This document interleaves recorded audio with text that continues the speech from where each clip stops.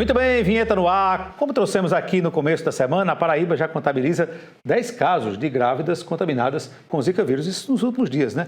A arbovirose pode provocar microcefalia em bebês e nós contamos aqui no estúdio com a participação hoje muito especial, muita honra para a gente, da médica obstetra Adriana Mello, ela que é uma das pioneiras na descoberta da relação do Zika vírus com a microcefalia, isso aqui no Brasil, e que tem seus estudos reconhecidos e premiados em todo o país e até internacionalmente. Doutora Adriana, bom dia. Bom dia, Anchieta, bom dia a todos. Que bom tê-la aqui. Pena aqui para voltar a falar sobre Zika, né? Sim.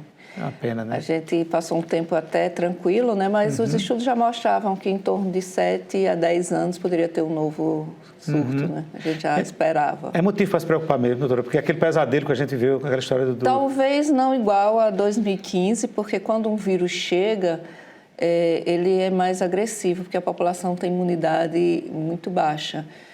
Mas é um motivo para... Eu digo que se a gente evitar, a gente teria que evitar todos os nascimentos de criança com microcefalia. Se nascer um, eu acho que a gente já falhou, sabe? Eu acho que a gente deve isso às mães que não tiveram a chance de se proteger, que não entendia, né? Em 2015 a gente não sabia. Então, eu acho que se a gente tiver mais uma vítima desse mosquito, eu acho que a gente falhou. Sabe? Foram 7 anos que a gente não trabalhou com isso, sabe? É como se nunca tivesse acontecido. Então, eu acho que a gente falha. Sabe, falhou em combater o mosquito, falhou em fazer pesquisa, que a gente não fez, engavetou tudo, falhou em orientar toda vez que tivesse casos de arbovirose, como a gente não faz uma vigilância, a gente não faz uma vigilância. A gente tem 10 casos, na maternidade eu tive dia de ter 2 casos, e eu pedi os exames e não sabia para onde mandar, a gente não faz. Então, para mim, e eu disse isso, desde o ano passado eu vim alertando, quem me acompanha nas minhas redes sociais, porque às vezes eu não tenho tanto espaço, a não ser a mídia e as minhas redes sociais, né? Pois é, doutora. E qual o período da gravidez, assim, que é mais preocupante, a mãe contrair o Zika vírus e ter as consequências aí para o bebê? Eu digo que a gravidez inteira é uma preocupação, porque esse é um vírus muito agressivo. A gente tem crianças que, teoricamente, o dano foi leve, mas que tem piorado com o progredir da idade, né, dos anos. Então, o pior é nos primeiros 3 meses, 3 a 4 meses. Tá? Então, até 20 semanas, eu aconselho que todas as mulheres se cuidem, evitem de todo jeito, cubram as pernas, usem o repelente, mas que não... Enquanto tiver, eu digo, o período de risco é quando está tendo a doença clínica. Enquanto a gente estiver notificando casos de dengue, que pode ser dengue, zika ou chikungunya, a gente tem que ter cuidado. Mas chikungunya também pode trazer problema para as grávidas? Porque a gente está vendo que agora também uma quantidade enorme de casos, né? Em 2015, 2016, a gente teve 3 casos de bebês que tiveram inflamação no cérebro. Se o bebê nasce no período que a mãe está com chikungunya, existe esse risco de ter um encefalite, que é a inflamação no cérebro. Inclusive, um bebê foi a óbito. 2 tiveram crises convulsivas e se recuperaram e 1 foi a óbito. Então, é como eu digo, é a gravidez toda que você tem que ter cuidado, mas principalmente os 4, 5 primeiros meses e o último mês de gestação, esse tem que ter cuidado mesmo.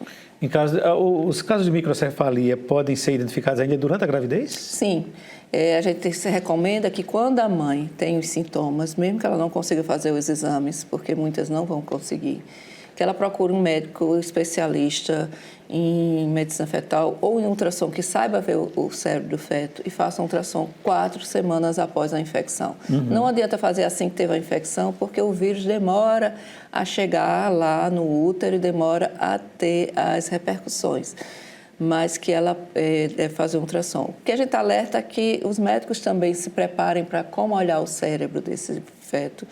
Porque, uma coisa que nos preocupou, eu publiquei até um artigo sobre isso, que 50% dos nossos bebês nasceram sem diagnóstico. Então, mesmo podendo ser diagnosticado, às vezes os médicos, por ser uma doença nova, não estão preparados para avaliar. Tá? Então, nas minhas redes sociais, eu também dou sempre dicas a que exames fazer, como procurar, porque é importante que a gente esteja alerta para esses sinais. Agora, uma coisa que eu quero dizer para tranquilizar as mães, Anchieta, é que, mesmo você tendo Zika, não quer dizer que seu bebê vai ter microcefalia, nenhum dano. Apenas 3% das mulheres que tiveram Zika, comprovadamente, vai ter um bebê afetado. É um índice pequeno, mas Um índice infelizmente pequeno, mas é porque acontece. é tão devastador que quando acontece, lógico, né? Sim. Isso é aquela história, um caso já é uma... É a pior doença que pode afetar uma criança, Anchieta. A gente tem sequelas em todos os órgãos do bebê. E o que é que a gente evoluiu em termos de tratamento da microcefalia de 2015 para cá, doutora? Infelizmente, quase nada, né? Porque, como eu lhe disse, doenças novas, elas precisam associar, isso sempre foi meu sonho, associar assistência à pesquisa. A gente não recebeu mais o relatório da pesquisa desde 2017, todas as pesquisas estão paradas. A gente tem uma esperança, a gente não sabe muitas notícias, mas que alguns recursos foram investidos na Fiocruz para desenvolver uma vacina. A gente ainda não sabe como é que está essa vacina. Na realidade, o mundo esqueceu do Zika, essa foi a grande verdade. Talvez só a gente, talvez só quem foi vítima, quem tem alguém que é próximo foi vítima, ou a gente que está ali, a gente do IPESC, que vive diariamente essa luta de acompanhar essas mães. E você sabe, eu vivo sempre dizendo, não tem vaga no UTI, tem uma criança quase morrendo. A gente sabe que esqueceram, sabe? Para mim, eu percebi isso quando uma das nossas crianças foi a óbito, eu fui ao velório e tinha tanto mosquito em cima do caixãozinho e tanto mosquito em cima das nossas cabeças. E eu disse, meu Deus, foi à toa, né? Essas crianças passaram por isso e nada mudou. É triste isso, né? Muito. Doutora, que recado a senhora deixaria nesse momento para, principalmente as mulheres que estão grávidas, que estão nos vendo agora? A gente sabe que tem sempre, quando a gente está diante de um vírus, a gente tem duas formas de prevenir. Ou algo que seja coletivo, como é o caso da vacina, que foi o que aconteceu com o Covid, que foi quem nos fez respirar novamente. Infelizmente, a gente não tem vacina para a Zika. E aí a gente só pode contar com as proteções individuais, ou seja, cada um se proteger. E aí é usar repelente, lembrar que o repelente melhor é a base da icaridina, usar roupas que cubram a perna, colocar telas na janela, dormir de mosquiteiro. Eu sempre digo que a prevenção é nosso único caminho e é muito melhor prevenir, porque eu vejo o desespero dessas mães depois que são picadas e depois que aparecem os sintomas, tá? Então, é manter a calma, tá? Mas manter a calma com responsabilidade. Muito bem. Doutora Adriana Mello, ela que é médica obstetra, né? E é uma das pioneiras na descoberta da relação do Zika vírus com a microcefalia e que tem os estudos reconhecidos, né, premiados nacionalmente, até internacionalmente. Doutora Adriana, foi uma honra recebê-la aqui mais uma vez, viu? A honra é minha, porque sempre que é para falar do Zika, se eu puder evitar que uma criança seja contaminada, eu acho que eu fiz meu trabalho. Então, a honra é toda minha. A senhora pode ficar tranquila que sua parte a senhora tem feito e muito bem. Muito obrigado, viu? Eu que agradeço.